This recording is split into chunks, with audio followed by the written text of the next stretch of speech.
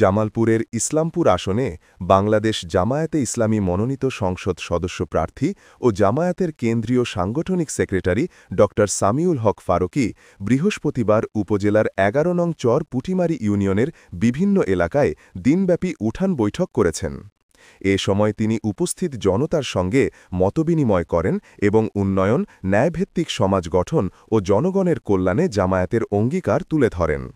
উঠান বৈঠকে উপস্থিত ছিলেন উপজেলা জামায়াতের আমির রাশেদুজ্জামান, সেক্রেটারি আবু মোছা, সহকারী সেক্রেটারি আব্দুর রহমান ওমর, উপজেলা যুব বিভাগের সাধারণ সম্পাদক ও জামায়াত মনোনীত মেয়র প্রার্থী মোহাম্মদ মনির হোসেন সহ উপজেলা ও ইউনিয়ন জামায়াতের নেতৃবৃন্দ। ড সামিউল হক ফারুকী বলেন, আমরা ইনসাফ ভিত্তিক সমাজ প্রতিষ্ঠায় কাজ করছি। জনগণের দোয়া ও সহযোগিতায় নির্বাচিত হলে ইসলামপুরকে একটি আধুনিক ও ন্যায়নিষ্ঠ উপজেলা উপহার দিব ইনশাআল্লাহ। উঠান বৈঠকে এলাকাবাসী প্রার্থীকে স্বাগত জানিয়ে আসন্ন নির্বাচনে তার প্রতি সমর্থন জানান।